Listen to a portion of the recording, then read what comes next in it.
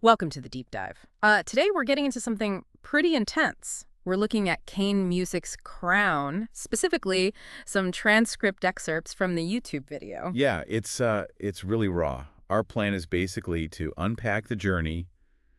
Kaine describes the struggle, the resilience, and how that feeds into the art. Exactly. And Kaine really just throws you in, doesn't hold back, starts off saying they were hurt for a little minute, and makes it clear that the struggle I live ain't gone because I'm still in it. So it's not past tense, it's right now. Absolutely, it's Yeah. ongoing. And the picture painted of like financial hardship is just relentless.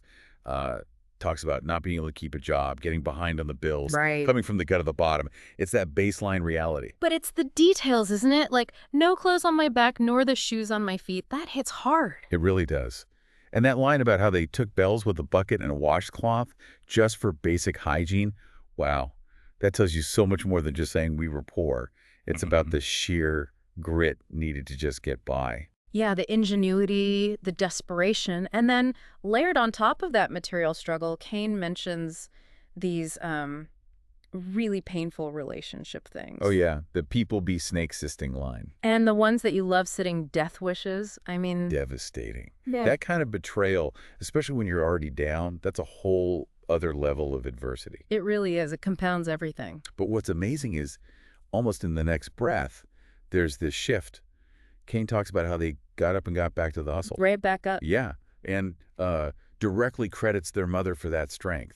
It really shows how those foundational lessons that, that resilience can be instilled even in the toughest circumstances. So how does someone keep going, though, with all of that stacked against them? Kaine is open about it, mentions multiple times I've been through depression.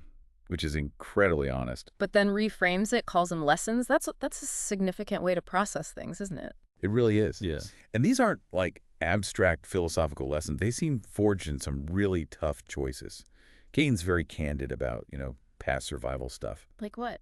Well, Lemia mentions having sold out some weed just to make me a profit, Okay. and even going out to Cali to swipe me some cars.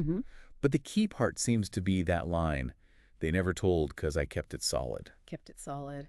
Yeah, that phrase, it speaks volumes, doesn't it? About loyalty, maybe a code, but also maybe the weight of carrying that. Exactly. There's a sense of navigating a dangerous world while holding on to some principle, maybe. And you feel that weight elsewhere, too. How so? Well, Kaine talks about having to offset my career to give me some time to take off. That sounds like burnout, like needing to step back from the sheer toll of it all. Yeah, the emotional cost, the mental drain, it must be immense. Absolutely. And maybe the most vulnerable moment is that reflection about their child, saying, I talk to my child now and tell them I'm sorry Mama was already and young, that a boy maybe crash out. Crash out, meaning like making self-destructive choices. Yeah, basically losing it under the pressure. It's this incredibly raw admission of past struggles, maybe acknowledging the cycle and wanting something different for their child. Really powerful. So you have this incredible narrative, deep struggle, hard choices, personal pain, depression, even feeling ignored, like people don't listen. And yet through it all, this relentless drive to make music just keeps pushing through. It's undeniable, isn't it?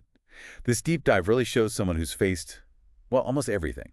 Financial ruin, emotional betrayal, mental health struggles, but consistently reframes it all as lessons. Yeah. And it leads to this deep reflection, this commitment to art, even when it feels like shouting into the void sometimes. Which brings us to a final thought for you, listening. Right.